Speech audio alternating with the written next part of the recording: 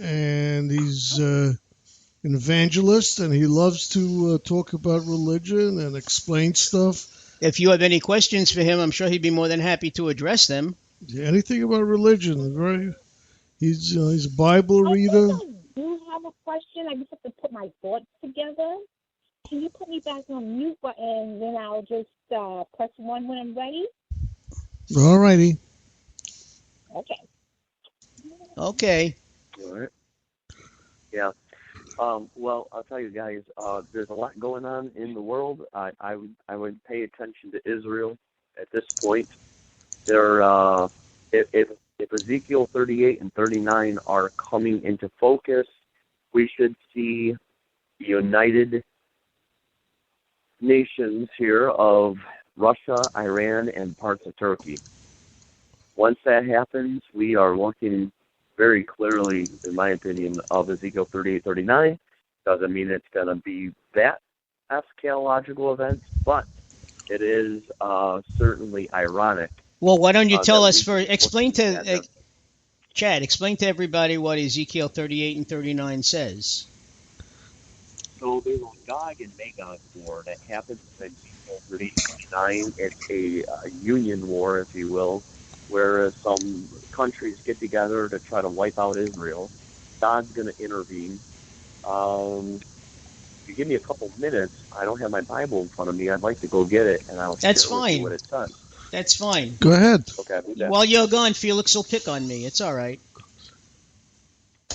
Right, Felix? Okay, I just want to say good night to Elisa. She said she's not feeling good. All right, Elisa. I'm glad you listened, and we'll be pulling for you. Okay? Feel better. We really are. We're all going to say a prayer tonight for you. In fact, the Rev is busy writing one up as we speak. Get well. That's your prayer? No, that's not telling you. As you would say, stop praying to your doctor to do all he can for you. Yeah. They take 2 aspirins and call me in the morning or something. Yeah. No, we will definitely. Read 2 passages from the Bible and go to sleep. And say a few words about my friend who's wearing that heart monitor, that halter actually, for 28 days. Oh, he's wearing for 28 days? Yeah, what a pain in the ass that is. Is that... It's... Well, depends. Okay. Okay, so Ezekiel 38 is the Gog and allies attack Israel. Okay, so Gog, and I'll try to explain the best I can. I'm not an expert in eschatology, so I won't be able to explain like my uncle would be able to explain it, but if this fascinates you a little bit, maybe we can get him on, okay? It says, now the word of the Lord came to me, who is Ezekiel, okay? He was a prophet in the Old Testament. Right. Now remember, guys, the prophets of the Old Testament, a lot of them talked quite a bit about God's redemption plan. Sometimes it was talking about the first coming of Christ. Sometimes it was talking about the second coming of Christ. But he also talked about this end times. That's where we get the word eschatology from. It means end days. And when you have an eschatology, you have God speaking through men. Okay, men wrote the Bible down. I know everybody's out there going, it's written by men.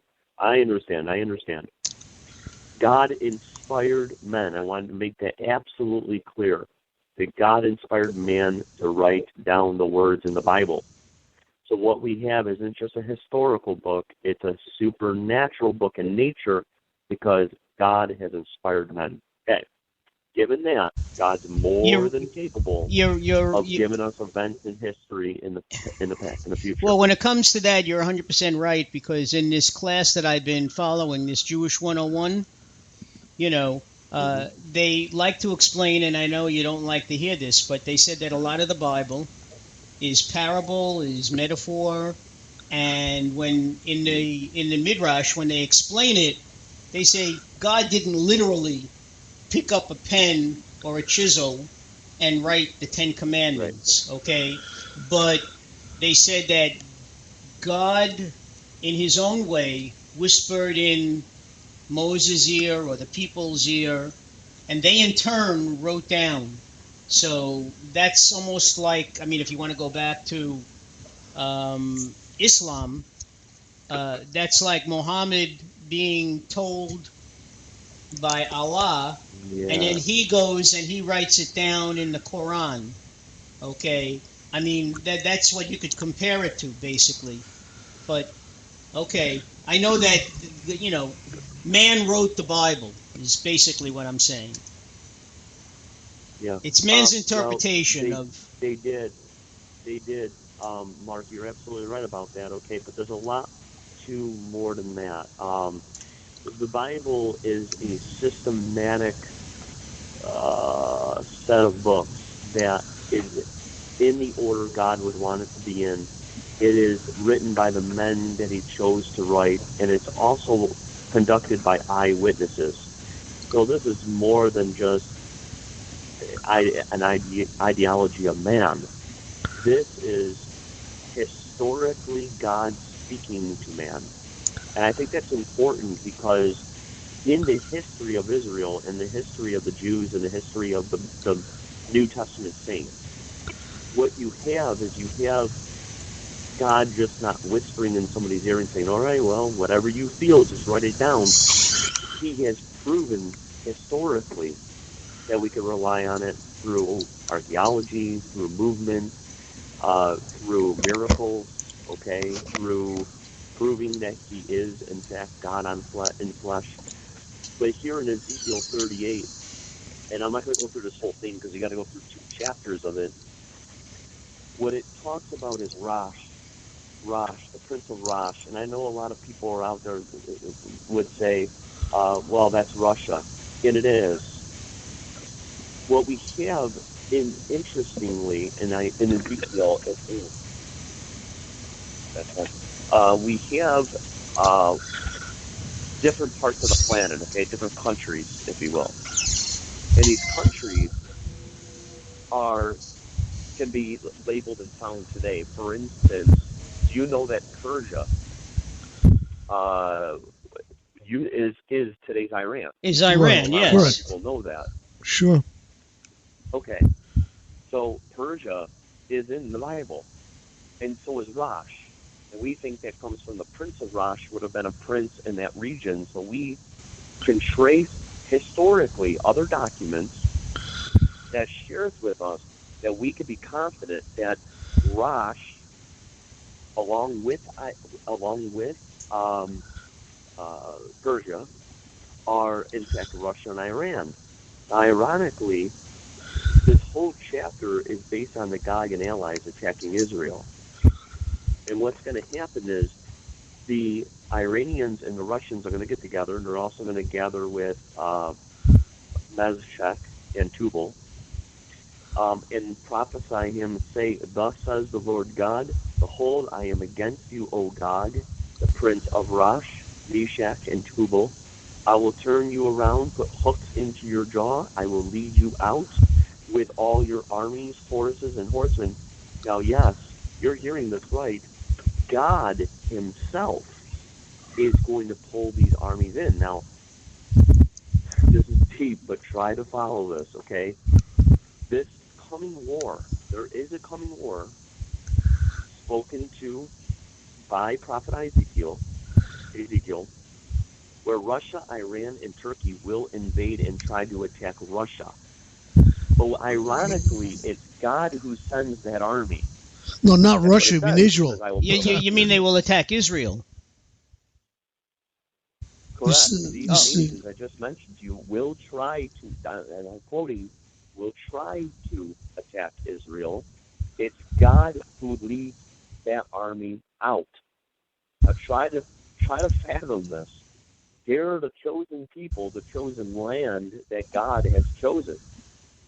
And He is, in Ezekiel 38, putting the hooks to the jaw of these guys, kind of like uh, trying to pull in like a bull, or a big animal. You ever see them harpoon a whale before? You Yeah, harpoon yeah. something and you try to yank it into a direction. Okay, the same idea. He's pulling these armies in to an attack on Israel. Let me continue. I will turn you around, put hooks in your jaws, and lead you out with all your armies, horses, and horsemen, all splendidly clothed, a great company with buckles and shields, all of them handling swords. Persia, Ethiopia, and Libya are with them. So you have some nations here. You got Rosh, Meshach, and Tubal. We, again, not without going into a big historical thing here. That is Russia. We can trace that to Russia. Then you got Persia, you got Ethiopia, and you got Libya are with them, all with shields in their helmets. Gomer and its troops, the house of Tugama from the far north and all its troops, many people are with you.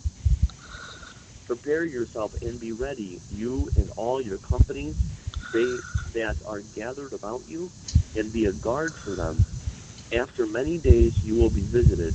In the latter years you will come into the land of those brought back from the sword, and gathered from many people on the mountain of Israel, which had long been desolate. Okay, so right here between verses 7, 8, and 9, Ezekiel is prophesying that there's going to come a day, okay, your land is going to build, there's going to be many people that come into your land, which is true, it happened. Then, in the land of Israel, you're going to go there, you're going to be going there after the land has been desolate. Well, guess what? After 70 A.D., all the way up to 1948, Israel was a desolate place. It was ransacked. I mean, there was some Roman occupation there. There were some people who lived there for a short time. But after the Jews were dispersed, that land, as you guys know through your history, became a what? No, it was a no man's land. It was a wasteland. Yeah, it was a desert. It's remarkable. And guess what do you think happened in 1948?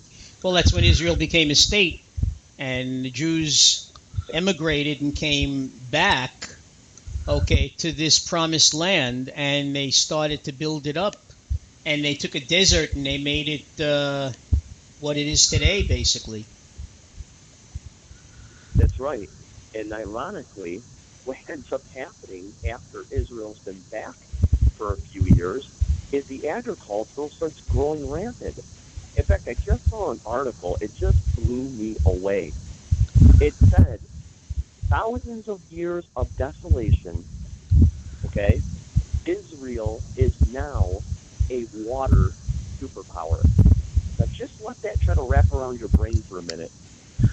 Israel leaves their land in 70 AD because they were killed and they were ransacked by the Romans. Israel, the land, becomes a desert. That's historic. Okay, you can trace that in almost every history book. Right. Israel becomes a desert. It doesn't take... Okay, Israel becomes a nation again in 1948, prophesied by Jeremiah and some other prophets, that Israel would become a nation again. It happened in 1948. All of a sudden, their land, they become a superpower.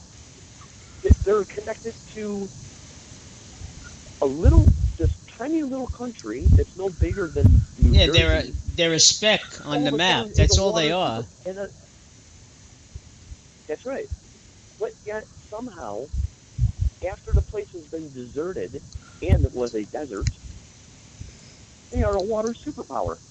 Now, how do you explain that outside of the sovereignty of God? Oh, I'd love somebody to call up and try to explain that to me. That's not a believer. Well, I mean, science has a lot to do with it too. No, it's because God has blessed that land. Remember, Mark, Israel is surrounded by and has been surrounded by enemies. Right. It was a miracle that they even got into their land in 1948 and gained their capital of Jerusalem in 1967 when they were surrounded by enemies. This isn't a mere, well, they had a couple scientists that were really good, and Israel just blew up agriculturally. No, Israel is constantly and has always been under attack, and it's because of God's providence and his sovereignty and his plan.